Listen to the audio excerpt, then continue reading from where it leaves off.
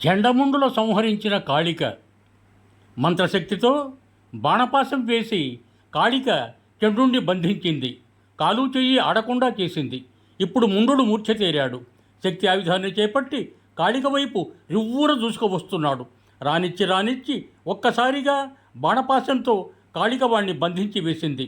అన్నదమ్ములిద్దరూ వలలో చిక్కిన కుందేలు పిల్లల్లా గిలగిలలాడుతున్నారు.